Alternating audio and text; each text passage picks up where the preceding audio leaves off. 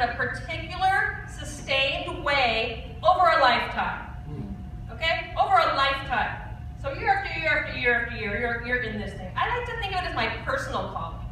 Missional calling, personal calling. It's the calling that God has given specifically to me, based on who I am. And I use that to go out into the world and bring healing that God calls me to do. It's my personal calling. Typically, your missional calling lines up with your gifts, right? Lines up with your gifts. Involves something you're passionate about. Gives you joy. So, it's not necessarily a particular job or a career. Because look at me, I've had 3 careers. I've had multiple jobs. 3 careers. And they haven't all been the same work. But I did find a thread between everything. And you know what? I like to be a matchmaker. And I don't just mean in the lovey-dovey sense. Although Chrissy Draper, we're pretty good at that. And in Jim Blessing have us to thank for that.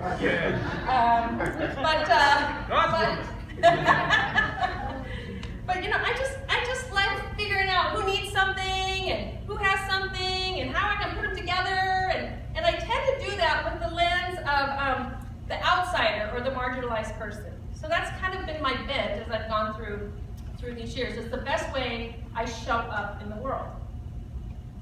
And you may have never given a thought to the idea of your missional calling or your personal calling, and that's totally fine. You know, God may nudge you towards it at some point, and I would just say, just start listening to the things that give you joy and the things that totally sap your strength, like, oh God, please don't make me do that. Things that motivate you or demotivate you, you know, just listen to that. And then you might begin to see a thread through your life of what's leading you and what's calling you and what your gifting is to give back to this world. Now, if you think about it, you can probably quickly name someone in your life that has the absolute passion to be involved in race work. You can probably think of someone like that in your life. You know, they just really can't help themselves. They're in the work. It propels them forward. It motivates them. It rewards them. They just really can't help but be involved in it. There are people that have a calling like that.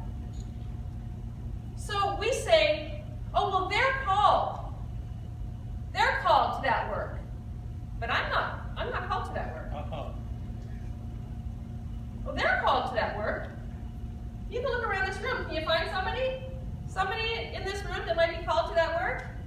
We have a youngster in the group that's doing it. Miss Aisha. I see somebody in this room. I know other people in this room. Can you see them? I don't see everybody in this room, and that's fine. That's not the purpose. That's okay. I'm specifically talking about people with a clear calling to do this race work over the course of their lifetimes. Over the course of their lifetimes. Their passion, their energy, their desire draws them to it. God bless every one of you. Thank you. Thank you. Thank you for doing it. Thank you for bringing us along in it. Thank you for leading the way. Thank you for stepping into the ring. Thank you for being a voice. Thank you. It's hard. I know it's really hard. But thank you.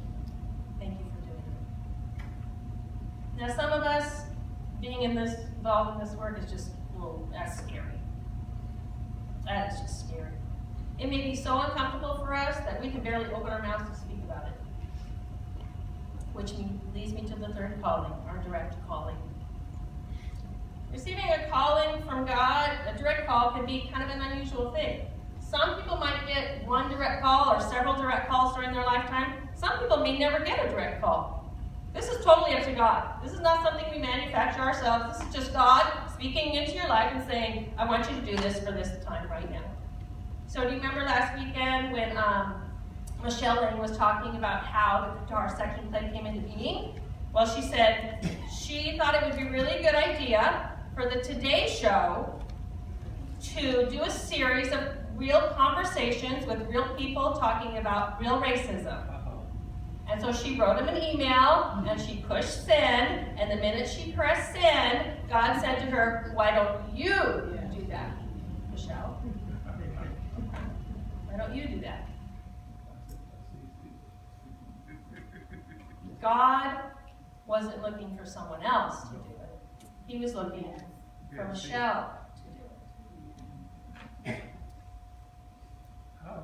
Where there's a task to be done, God can call whomever He chooses at whatever time He chooses. Amen. And this call is not dependent on whether or not you have a gifting. Amen. I'm so sorry to tell you. It's not limited by your gifts and abilities.